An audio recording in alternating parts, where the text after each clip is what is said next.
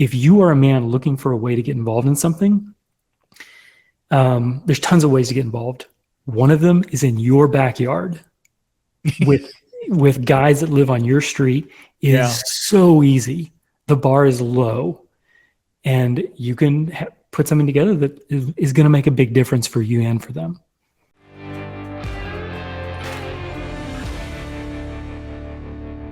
Hey, everybody. Welcome to the True Man Podcast. Now, in this fast-paced world, it is easy to become disconnected from each other, which is funny because thanks to technology, it feels like we are more connected than we actually are. In fact, I would dare say we are less connected in society today. So one of the things I often talk about is how guys get connected into a group and be involved in community together. So let's talk more about that today. So welcome to the True Man Podcast, Todd Howard. Now, Todd is the founder of Grow a Niche Business, where he helps business owners find their unique business niche. And he's also the founder of Firepit Men's Groups, which helps guys connect to tap into the wisdom of others by starting a Firepit Men's Group in their own neighborhood and gain deeper connection. I just love that. Todd, welcome to the podcast. Thanks, Mike. This is going to be fun. Yeah. You know, now, Todd, it's so great to see you again. Todd and I have met a couple times. In fact, we may or may not have had a pint of Guinness at our last meeting. I can neither confirm nor deny that happened. But Todd, tell us a little bit about what moved you to create a men's group around a fire pit. Yeah, the original idea, I was really just looking out for myself. I was wanting to take a bunch of guys on my street and get them together for some conversations. It really started, I remember I would be mowing the lawn, and my neighbor would always, come across the driveway with a couple of beers and say, hey, you want to just hang out and talk? And we would have these fantastic conversations. Yeah. And he kept looking for ways to connect. And I thought it was great too, because I was looking to just build some friendships. And a couple other guys would start coming out as well. And I thought, maybe we could just be deliberate about these conversations. And instead of just catching each other out in the cul-de-sac, I said, what if I built a fire in my backyard and we just, picked a night once a week and met out there to have these kind of conversations that we're already having on an accidental, sort of an accidental basis right now. And they said, yeah, we'd love to do that. And so I had no agenda other than I wanted these friendships with guys on my street and wanted to I love camping. I wanted to get away, feel like we were, doing something. And that I was able to scratch the itch just by digging a hole in the backyard, setting up a fire and telling those guys, come over and let's talk. And we met for 7 years. That's awesome. And along the line of meeting, I realized a couple of things. One is that we were getting into conversations that each of the guys said, I never have these conversations anywhere else. There's something that we do here that's very different. The other thing that I realized is that there were other guys that led sort of official men's groups from churches and things like that. Yeah. And their men's groups would last about 6 weeks to 6 months. Yeah. And they would say, I would tell them about Firepit, and they would say, how do you meet with the same group of guys for years and they're still excited to come to this thing? What are you doing differently? Wow. People actually ask you that question? Yeah, people would ask the question. I shouldn't say I'm surprised, but this just blows me away, even though I know this to be true because I've been down this road. But I have to ask you your feelings on that. So when you've heard that, does your heart kind of sink going, well, what kind of group have you been putting together that you're not having intentional, in-depth conversations that would lead you to want to keep coming back to the group? I mean, what are you thinking when you hear that? I wondered, what is it that we are doing different? What are we doing differently? And I didn't I wasn't trying to proactively do something differently, but Yeah. I realized along the lines I had fundamentally taken a different road than the conventional men's group, and I needed to figure that out. And so I spent some time trying to understand, what are we doing around the fire pit and why does this work? And Because I what's thought, the answer? yeah. So the answer in short is we were focused on building connections. Yeah. I was focused on building connections. I was not focused on teaching guys anything. And I think that was a fundamental sort of Yeah. fork in the road. There's a lure in men's groups to teach. Yeah. The And leader wants fix. to And teach and fix. fix. That's right. And that didn't exist around the fire pit. The fire Yeah. pit was a very just a bunch of guys talking to their new best friends. And grown men don't often find friends Yeah. in sort of middle age. And they Yeah. were finding these friendships. Why in the world would they let that go? And that was really sort of the aha moment, is I realized there is a need and a lack of men's groups that focus on connection. Yep. And if you can do that, you can actually create something that all men, in my opinion, all men really want and need. And so that's what encouraged me to go, okay, I need to teach other guys who lead men's groups how to do this. Talk about that, because it sounds simple, not so simple. And from the standpoint of, I'm going to say, creating the intentional conversation that men don't always like to have. Talk about that a little bit, because I agree. We have to be intentional about having these conversations. And, sometimes you got to poke the bear a little bit when you're when you're having it. So talk about having these intentional conversations. There's a couple of main ingredients that I use to help build this environment. The first is the environment itself. Mm-hmm. I recommend that everyone build a fire pit in your backyard as far away from your house as possible and meet there. Hint, that was a true man tip right there. Yeah.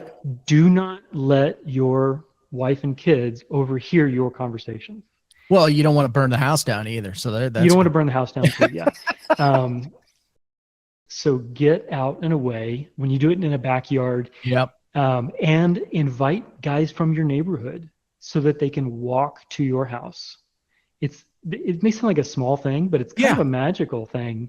Well, it is. And I'd like you to explore that too. There is, and I have sat around the fire with so many guys. In fact, Paul Bailey and I, who started the True Man podcast together, he converted a house into a commercial space. And at his commercial space where we used to meet, we built a fire pit in the backyard for exactly this type of thing. So I get the whole idea of sitting around the fire, but talk about why that is a good secret ingredient of meeting in terms of having a meeting spot.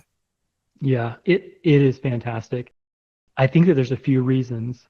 One is that the fire pit is what everyone is visually focused on. Yeah. When you're sitting around a dining room table and you're having a conversation about anything, it doesn't matter what the topic is, and you're looking straight at a guy, it feels like a business meeting. It feels transactional. So true. Yeah. It's intimidating. There's almost like when those status meetings where everybody goes around the circle and they all take their turn. Let's do our KPIs. Yeah. Your men's group will feel like that in a living room or around a dining room table. But when you're in a backyard sitting around a fire pit, everyone's looking at the fire pit. Yeah. Guys aren't necessarily looking at each other. Guys can actually sit back and they create a shadow on their face. And I never realized how important that was for guys to open up and talk about whatever they wanted to talk about. So those kinds of things, you forget how important they are until and any men's group can try this, meet around a backyard fire pit, and then go back to a living room. And I guarantee you 99% of the guys are going to say, we're going back outside because this feels weird. There's nothing natural about this. Yeah. Being outside is important for guys. When it's cold, I just build a bigger fire. One of the best things about leading a men's group is we started meeting at 6:30 in the morning on Saturdays, because at 6:30 in the morning, a guy's world hasn't woken up yet. His wife and kids are sleeping. 6:30 is a good window. So I would go out on Friday afternoon with an axe and just chop wood for 2 hours. That is better than any kind of therapy I could possibly find. And so the getting ready for fire pit, having a fire pit, guys sitting in a chair with a mug of coffee, it's a great environment. So that's, I would say, the first big, easy win. And don't get fancy with a fire pit. Take a shovel, dig a hole, build a fire. The second thing that was very important is that you have to address the elephant in the room, which is religion and teaching. Every single time I tell somebody I have a men's group, they say, is it religious? And they're not attacking. They're not being suspicious. But, most men's groups are affiliated somehow with a religious organization. It's a fair question. And what they're really asking, and I finally had a guy ask me this point blank in a fire pit group that I had started. And somewhere along the line, I decided I never want to start a men's group again with guys who are Christians. I want to only start men's groups with guys who are not affiliated with any religion. Because there's lots of reasons why. We can get to that if we want. And I had a guy ask me, Todd, is there any point where I'm going to have to get down on one knee and raise a hand and say a prayer for you to feel like you have accomplished what you wanted to accomplish with this men's group? Because if you do, I'm out. I think you're great. I'm up for this. This is cool. But if there's a sales pitch coming, tell me now, because I've already made my mind. I don't want to do that. It's as if you were offering a multi-level marketing scheme. Yeah. But it's a fair question. I really understand where he was coming from. And I thought, I have to address this explicitly. And so I told him, no, I do not need you to say or do anything to justify me giving my time to you to build a friendship with you. I have beliefs that drive me to love my neighbors myself, so I will do everything I can to take care of you. But on the flip side, I'm going to respect you and listen to you and take your advice, and where this friendship is going to go for the rest of our lives, as far as I'm concerned. And no, I have no expectation that you do anything, so I feel better about spending my time with you. And he said, okay, cool, we're in. And we are coming up on our 3rd year anniversary this month. Todd, do you think that and I'm going to say as it relates to men's groups, that's what we're specifically talking about, that we put too many rules in place, whether they're religious or not, too many rules in place that don't allow for this free and open relationship? Because I'm with you. At the end of the day, biblically speaking, it says to love your neighbor, but that's what you're doing. Now, does there need to be a biblical aspect to it? I would dare say the answer is no. If you're loving your neighbor, that's it. In a way, you are. But it's also, but more importantly, it's about making guys feel comfortable in an environment that they're not used to. They're really not. That's right. It is. So try and think of any environment that guys get involved in that is not transactional. You can't. There is no situation in a man's life where he is invited into something. Hey, come to this thing on Thursday night at 7:30. Yeah. there's not some kind of a gotcha. There's not some kind of a sale. It doesn't exist In anywhere. fact, I would dare say, I don't know how you feel about it, we almost become like there's this expectation that it's going to happen, which is why I think we put our guard up, right? Like, oh, here comes the pitch, right? Yep, absolutely. And when that's in the back of your mind, you're right. You always have your guard up. You're always kind of, you're backed off a little bit in conversation. And I tell guys right up front, the reason that Firepit exists is because as adults, guys tend to get disconnected. Yeah. And so we're just taking a deliberate step to get a bunch of guys together on our street and create a regular opportunity for them to get together and connect. And that's it. Now, if you want to connect over deep conversations about how to improve your marriage, or you want to connect over, I want to do better in my business, I really don't care how you connect or what you connect around. Yeah. What I care about is that you have guys in your life on a regular basis. And at any given point, you feel like I've got guys in my corner. Right.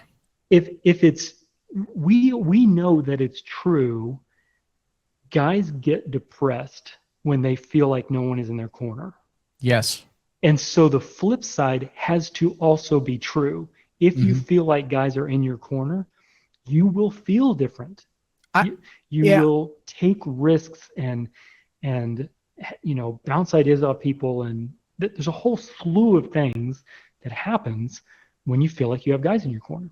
I think that guys, what, we don't talk like what I'm about to say, but I believe it to be true. We want to be seen and heard, just like anybody. Now that's, is maybe a little bit more of a feminine statement. I think, because we commonly say, well, our wives want to be told they're beautiful and that, those types of things. But we're no different than our wives. We want to be seen and heard. We want to be relevant. And I think that's a practical part of our relationships. And when we know we have a group of guys around us to support us, I think it helps us to feel empowered in a way. It's a very masculine feeling, I think, in a positive way, that men feel like, they got a group around them that, they know that they can go have a hard conversation with or ask for advice or, whatever the case may be. And I think it's really important. Yeah, that's exactly right. Mike, I need to ask this. My earphones just went out, so I'm recharging them. Do you hear an echo, though, as we talk? Everything's fine here on our end. Yeah. Okay, good. Good. Let's keep going. The connection that this builds is actually incredibly important for guys. Yeah. What was the question you were asking, or were you asking a question and what you were just saying? Well, I think that, in the end, we just want to be seen and heard and know that we got guys in our corner. Yeah, that's right. The seen and heard part. You said something about how it almost feels a little effeminate, and that's not how you said it, but I don't mean that in a negative way either. No. Yeah, and I get what you're saying. I think that women are very good at this and men are not. Yeah, and there's 100%, lots of reasons why this is true. It's very natural for women. I think that there are a lot of women sort of looking at their men going, are you going to get out and go see friends and go connect? And, I think more so than we even realize, Todd. I really do. Yeah. Women know the value of connection, and they sense when their husband or boyfriend or partner or whatever is getting isolated. Women instinctively know they can't fill a certain void. And that sounds kind of, deep and something a psychologist would say. I just don't know how else to say it. I think women understand the value of relationship. And when they see that their man does not have one, they get kind of concerned. And there's nothing they can really do about it. There is something unique that happens when a guy connects with another guy that cannot be sort of artificially generated anywhere else. Oh, I agree 100%. And sometimes what I see guys do is try to fill the void too, if they can't find that, or if they don't have that group, that connection with other guys. And that void typically gets filled in a negative manner because they won't turn to their wife or significant, a girlfriend or partner if that doesn't scratch the itch. Right? That's right. There's a whole other conversation, and I'm not suggesting that they're not having intimate or vulnerable conversations, but I think that being around a group of guys, that discussion looks, sounds, and feels differently than it does. And I'm not trying to devalue the conversations. It's just different. Yeah, that's exactly right. There's one other thing that I do to help create this environment for guys. I've got 3 rules, and the 3 rules are, the first one is talk. You will not build a connection with men if you sit back and listen to their stories and don't put skin in the game. Yeah. Guys will instinctively distrust the quiet guy. So you need to be able to speak up. How do we help the quiet guy, by the way, in those situations? Because inevitably in a group, there's a guy, he's the quiet guy. Yeah, you ask them questions. Yeah, okay. One of the things that so Firepit, what I really do is I help guys start Firepit groups in their own neighborhood. Firepit does not center around me. Groups of guys do this all over. I help the leaders understand how to create these environments. For anyone who wants to lead a men's group, you will ask questions to get the quiet ones to speak up. You can actually ask questions to get the loud ones to shut up. Questions are very powerful. Well, yes. Yeah. And so you have to be, you will develop the skill over time at asking the questions that allow people to sort of take the spotlight. So that's the first one, is talk. The second one is don't teach. And teaching is more of an attitude than anything else. When you have 2 friends that get together to watch Monday Night Football and talk, and neither of them take on the perspective of the teacher, there's a certain kind of conversation those guys will have. Yeah. But the moment somebody says, well, I'm thinking about this with my business or my wife or my whatever, and the other guy goes, well, let me tell you what you need to do about that. What happens is there's, and I'm using my hands here, and so people listening won't see this, but you go from being on a level playing field to one person is elevated and the other person's sort of down a notch. And you've got a speaker-listener dynamic. Yep. And when you have a speaker-listener dynamic where one is demoted and the other is elevated, all of a sudden the person on the receiving end of that pulls back. And that breaks connection. And so don't teach exists for the purpose of maintaining connection through very personal, intimate conversations. And that is something that as a leader in a group, you will become very skilled at. When someone starts to teach, you'll bring them down to that level of, hey, we're all listening. What you need to do instead of teaching is listen and ask questions. What made you come to that conclusion? Why do you think that? Those questions encourage the other guy to keep talking. But when you teach, you encourage the other guy to stop talking and listen. I have to laugh because I was at a meeting this morning, Todd, and there was a woman speaking. She was doing a great job, and somebody asked a question, and the next thing you know, there were 2 or 3, and they were both of them were men, right? Because we like to fix things. We're trying to like almost help her solve for the situation. Now, I got to say, she was more than capable and she knew the answers, right? But all of a sudden, these guys are like shouting ways where I'm like going, you guys, you can't do that, right? And we are really good at that. I think this is something that, it's important to point out to guys when you're establishing a group.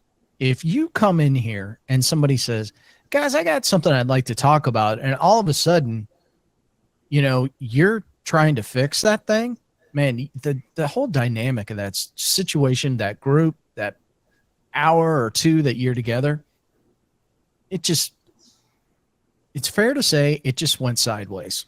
Yeah. Somebody's going to get their feelings hurt, typically. Yeah. You'll kill it. And you'll actually, with the moment that one of the guys in the groups start teaching, everyone else makes a mental note of it. Yeah. And decides to be less open in front of that guy. Yeah. And I've actually had people say before, I love it when that guy doesn't show up. We have the best conversations. And I realize, man, this is a problem. I gotta pull that guy aside and say, listen, you're alienating yourself. Yeah. And you don't want to do this because you want to, be open. You want guys to talk openly in front of you. Don't teach.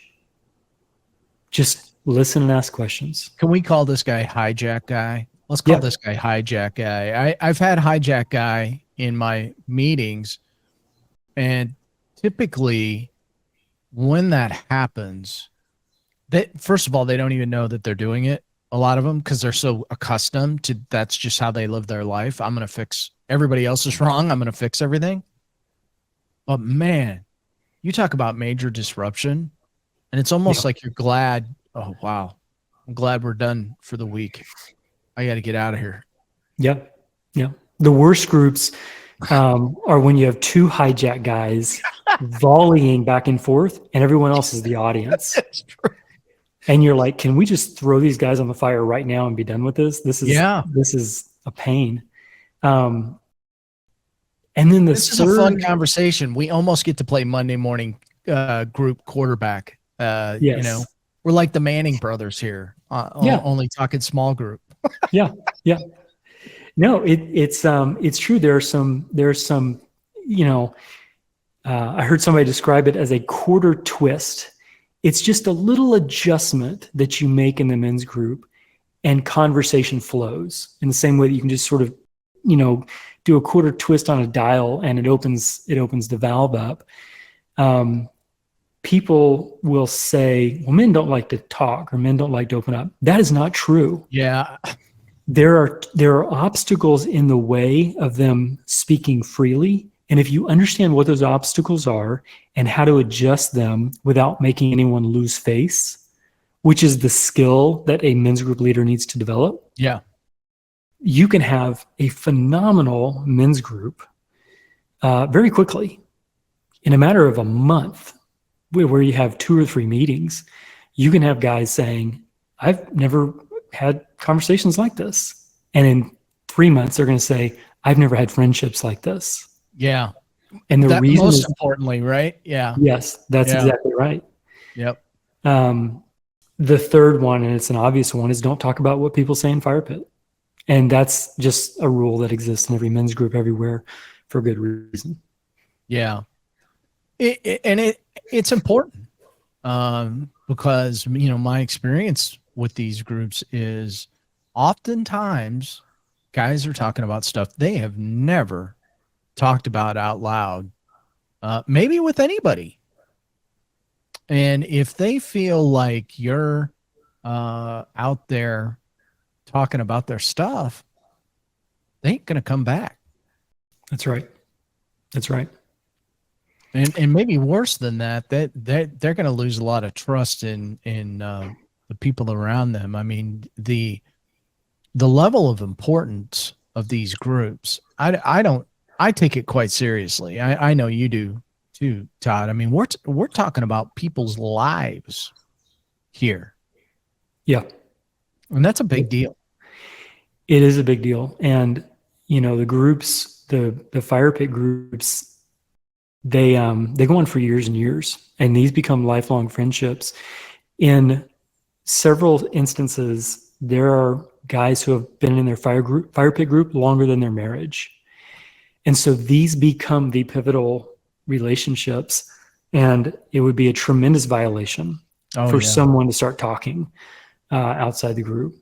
For the most part, though, that's not the problem. The problem is, or the work that the leader has to do revolves around the first 2 rules: talk and don't teach. Right. That's what a skilled leader is constantly watching for in the group. Who's not talking and how do I bring them in? Who's talking too much? How do I phase them out? At least for this conversation to make some room. And how do I how do I maintain a level field where everyone is just concerned about one another and asking questions and listening?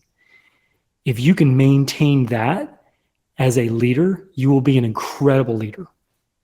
If you can't, let somebody else do it. Yeah, no, and it's a skill, right? I mean, I hate to say this, but most of us most guys, we're dialed into the fix it thing. So, unless you've had some kind of professional training, it may be something that takes some practice, and that's okay. It does. Yeah, I would say it's fair to say the majority of what I help guys with in Firepit, not my own personal groups, but where I help other guys start groups in their neighborhood. Yeah. The majority of what I'm actually doing is showing them how to watch the group and how to create the environment and maintain the environment. You create the environment where guys are going to be open and talk and build these friendships, and then you maintain that. And when people sort of, resort to that automatic teaching or criticizing or debating, you bring that in a way that, don't let them lose face, but, bring that in and maintain the relationship. If you can do that, you will create friendships that will change guys' lives. Yeah. Speaking of which, this is the great lead in. Thanks for that. How have you seen men's life change as a result of spending time around the old fire pit?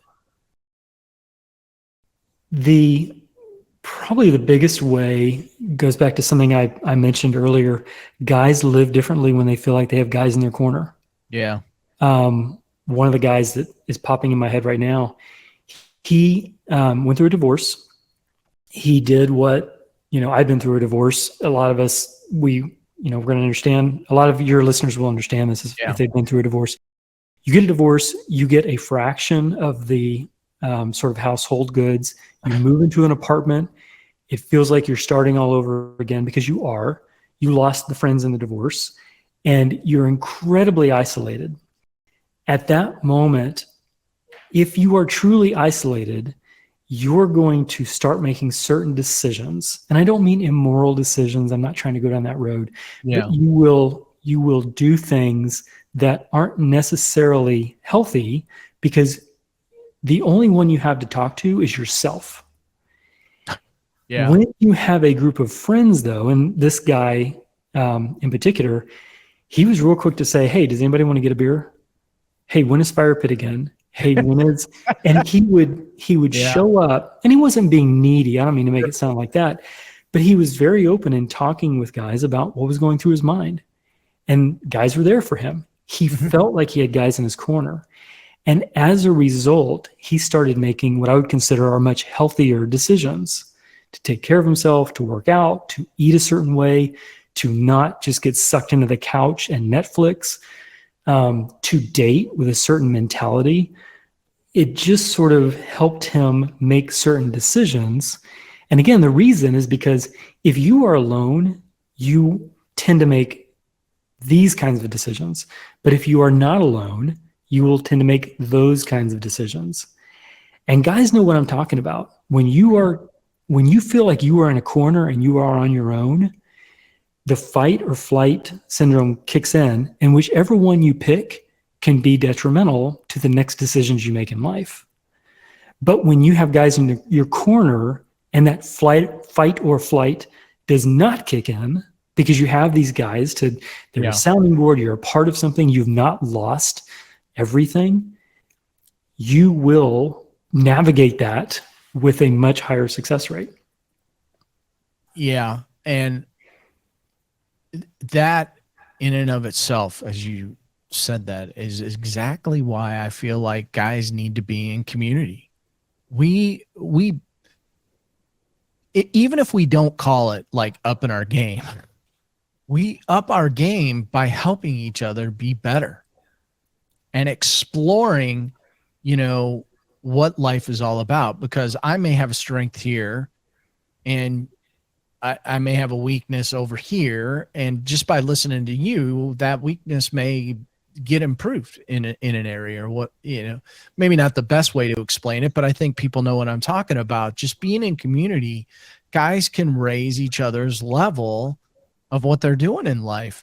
And I feel like that's something that's really missing in our culture, especially coming off COVID, where we were all so isolated. Yeah, It that's seems to right. be a glaring thing. And that's why I find myself just so passionate about developing and finding places for guys to go where they can spend quality time, and there's a ton of environments, right? Some of them, Todd, as you know, and we've talked about, some of them are going to be Christian environments. Some of them are not going to, there's not going to be a non-Christian environment. It doesn't matter. I can tell you this, the same conversations are being had regardless. Yeah.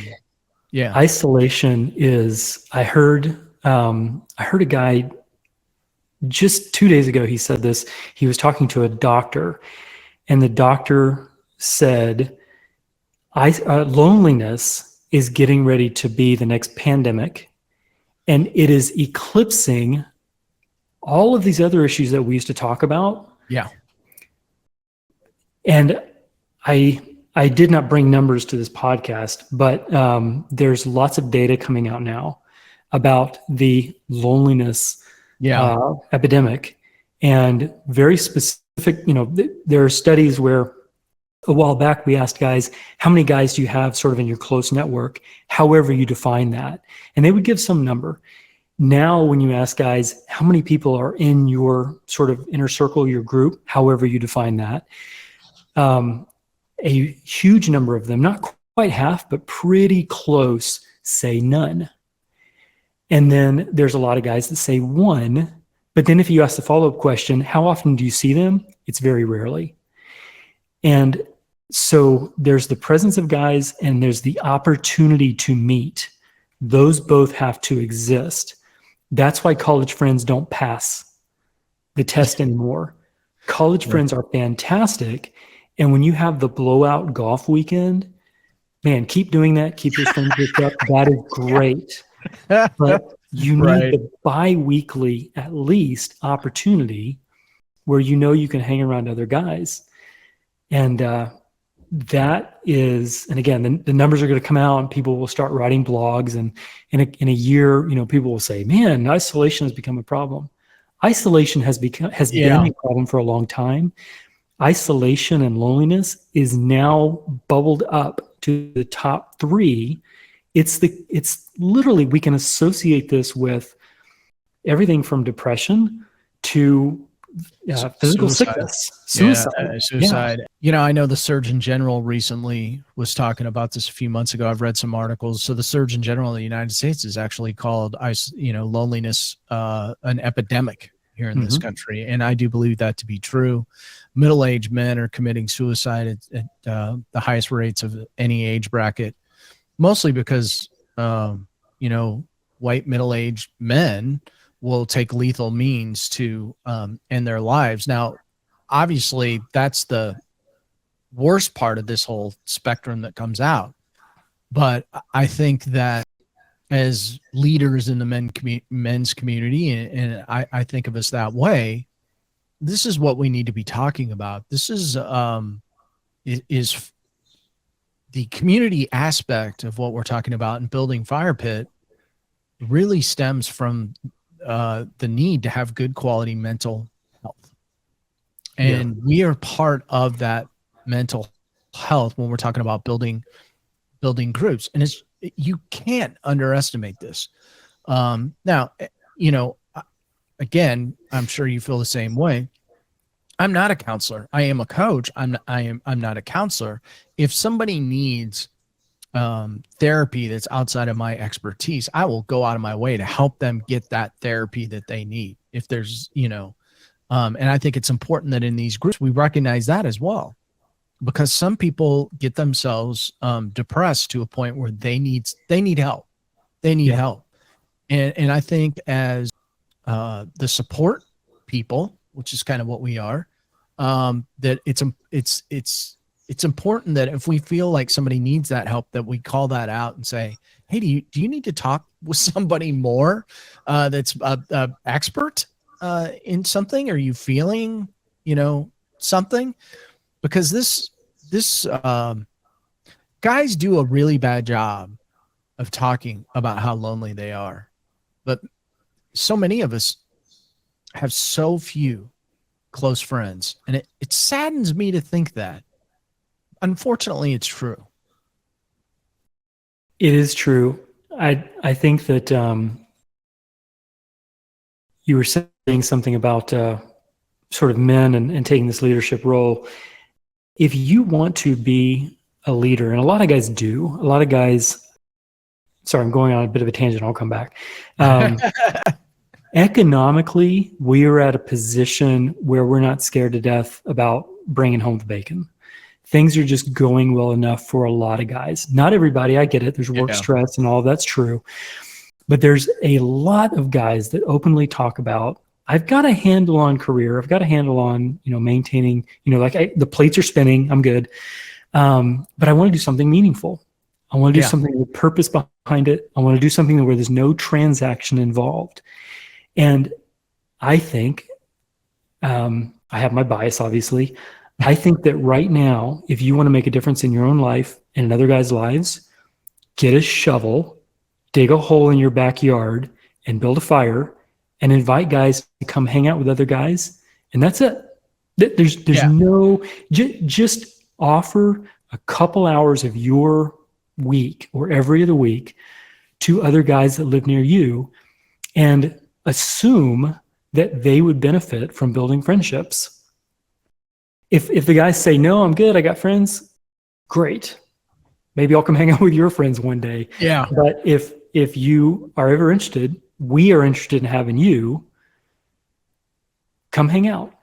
It's interesting when I talk to guys who are thinking about starting a men's group, they're very nervous and they think, guys aren't going to come. How do I ask them? And they feel like they're going to like door to door sell something, like they're out there selling Amway.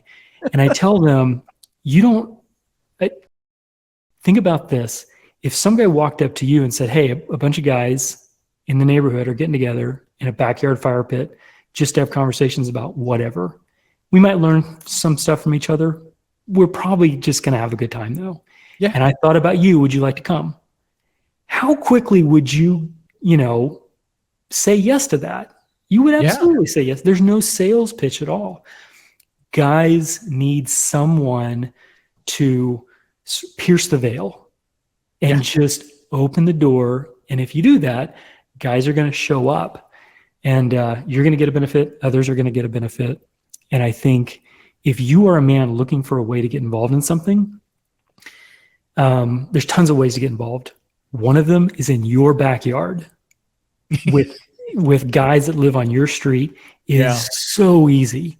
The bar is low, and you can put something together that is going to make a big difference for you and for them. Yeah, I would agree with that. And I was going to ask you, how to get started in that. And I love your answer. And some people may go, God, that just seems so simple. It is. It really is.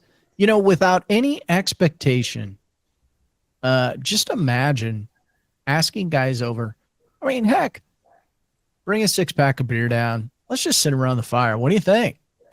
I would dare say the response rate would be fairly high for a lot of people, unless you now, I know there are people that live and I watch this in my neighborhood sometimes, right? Everybody comes home from work. The garage door comes open, they drive their car in, and that thing goes down immediately, and we never see them. I know I've got neighbors on both sides of me I've never even talked to, and I've lived here for a couple of years. And I'm a pretty outgoing guy, but I mean, I just, they come home from work and the garage door goes shut. But,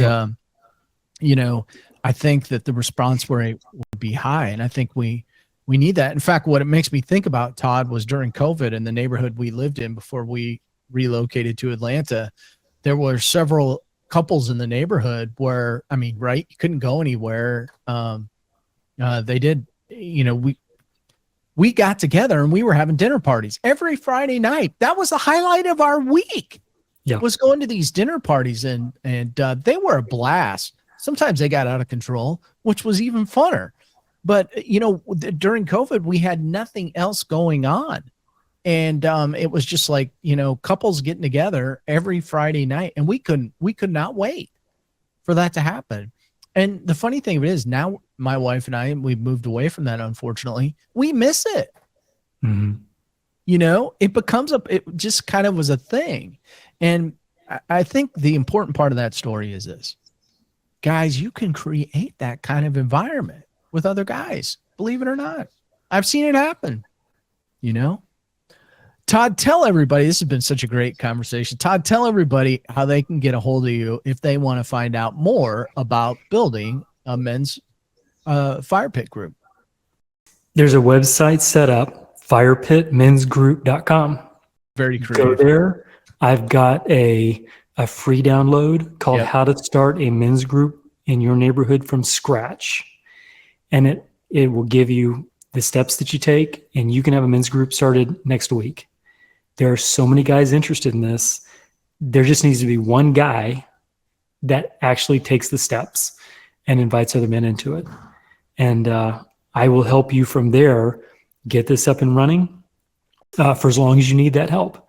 And you will get to the point where you have a group that can last for years. There you go. Easy peasy, lemon squeezy. Man, you like it that way. Come on now. Reach out to Todd and grab this and start a group and just give it a try. See what can happen. Todd, thank you so much for being on the True Man podcast today. Loved our conversation. Thank you, Mike. I really enjoyed it as well.